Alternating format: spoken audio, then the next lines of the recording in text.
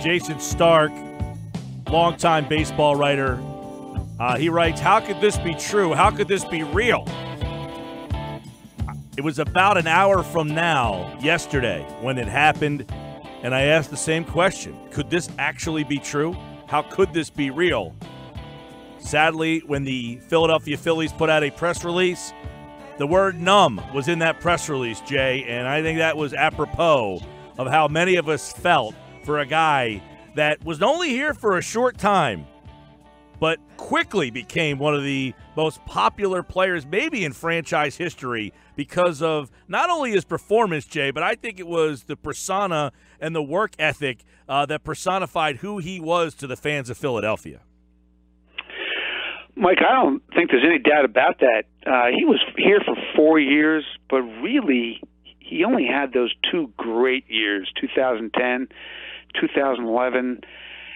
And in 2012, that team began to slip. He began to have issues. He was pitching through a torn rotator cuff, had a bad back, had that lat strain. It was just one thing after another. He pushed himself to such heights and to such extremes physically that he didn't have the length of the career that maybe we would have expected when he arrived in Philadelphia. But 2010 and 2011 were amazing, man. Won a Cy Young, pitched a perfect game, threw a no-hitter in the game he'd waited all his life to pitch, that first postseason start, that game one in 2010. 2011 was part of the greatest rotation in baseball and the best team in baseball and the best team really in Philly's history. And I know it didn't end the way everyone envisioned, but it ended with one of the greatest games I've ever seen. That 1-0 Game 5 against the Cardinals. First 1-0 postseason winner-take-all game since Morris against Smoltz in 1991.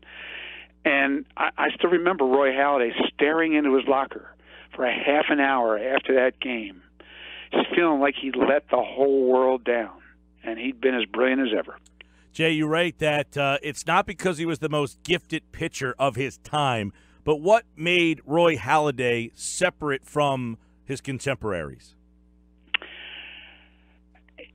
Mike, I don't know. Let me ask you this. How many people have you ever met who are just consumed by the quest for greatness?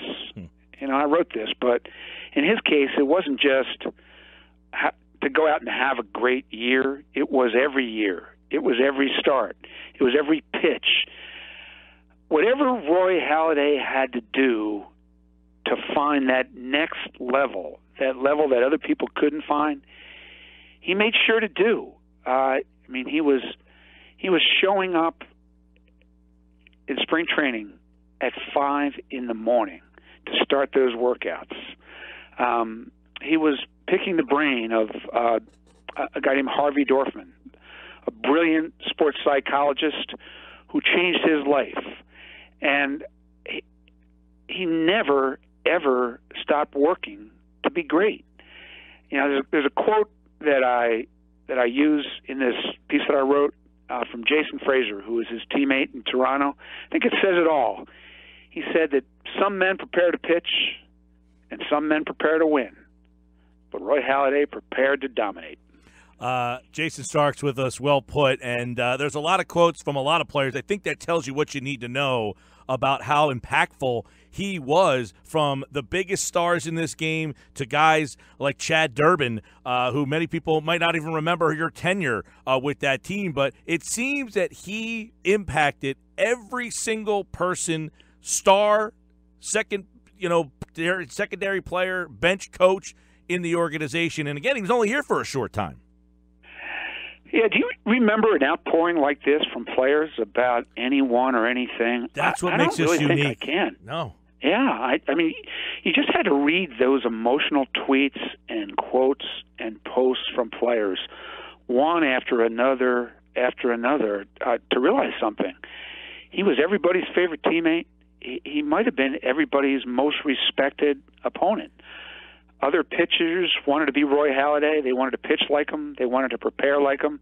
They wanted to carry themselves like him. There have really been very, very few players like him in my time covering in baseball. And then, I saw it up close in Philadelphia because he did something when he got to the Phillies I would have thought couldn't be done.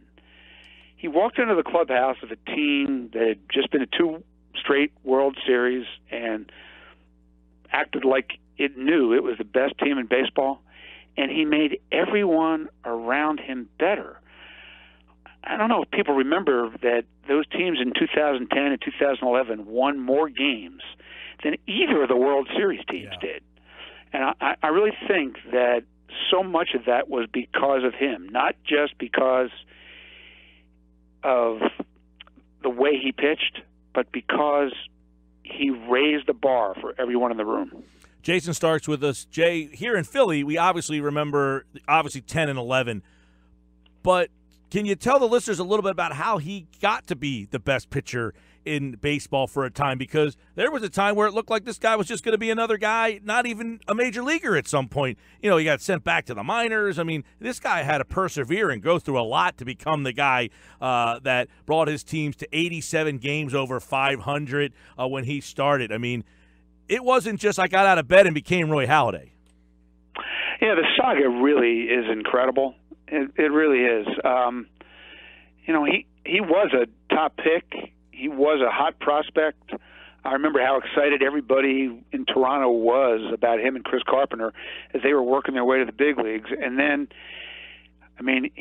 he got to the big leagues, and it went all wrong. This was a guy with a 10 ERA, one of the worst seasons in history, and the Blue Jays had to get his attention by sending him all the way back to the Florida State League, to A-ball, and Mel Queen, their former pitching coach, changed everything about him.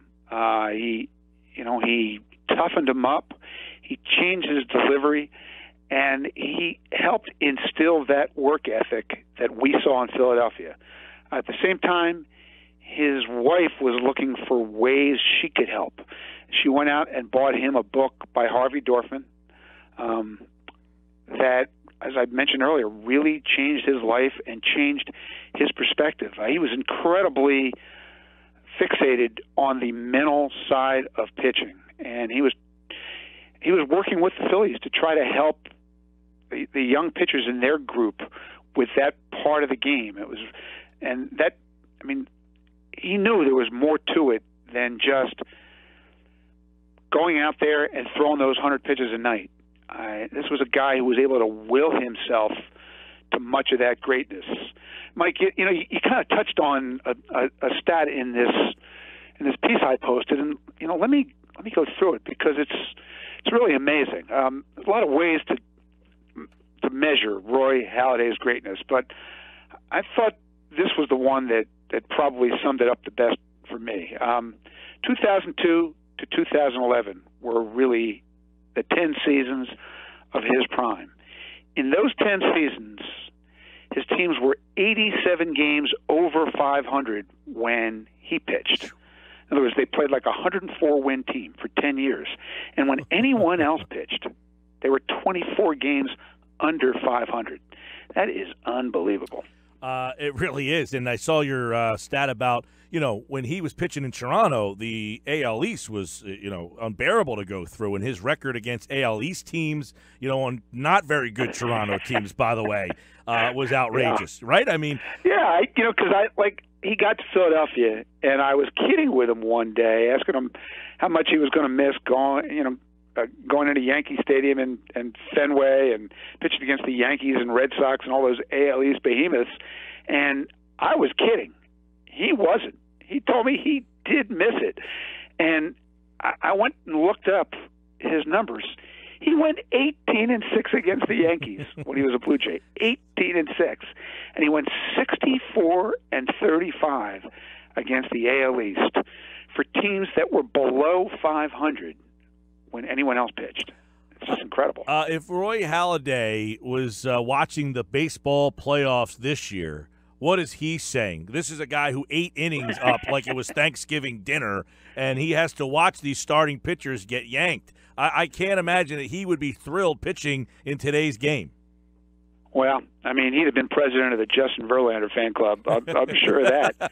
I think that guys like him are always going to be an exception to the bullpen craze. But, I mean, you saw with your own eyes in this postseason how the sport is changing. Teams went into the season for 100 years saying, well, we need more innings from our starters. And now they go into this season saying, we need less innings from our starters. And, I still think if you're going to be Verlander or Kershaw or Scherzer, somebody like that, those rules remain the same. You still want those guys to pitch as long as they can possibly maintain it. But the days of those 250, 260 inning a year horses like Roy Halladay, they are long gone, man. They are, and I'll leave you with this, Jay, because it's interesting. His last couple of years, he struggled with the injuries. His last year, I mean, he was just not very good, but he knew it, and he knew when to say when. And then he opened up. I mean, he was as competitive a guy. I don't want to say borderline not approachable, but he was intense, man. When he was in season, he was an intense guy to be around. But he kind of opened up and let himself loose a little once he was done, and he quickly decided, you know what, I'm done. And he probably could have latched on. He probably could have come back and made some more money and tried to add some more wins, but he knew when his time was up, and then he kind of took a, deep breath and became a different guy almost in the post-baseball career.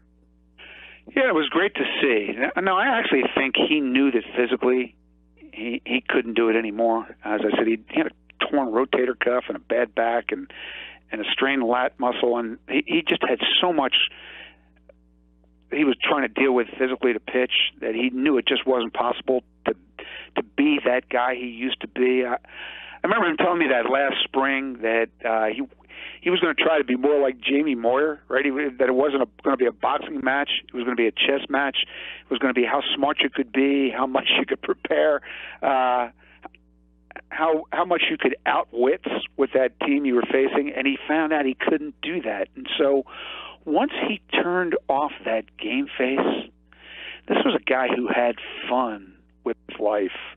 And, I mean, there were some great shots going around the internet yesterday of I'm sure you saw this. At the time, he ran into a guy wearing a Roy Halladay jersey who didn't even recognize him.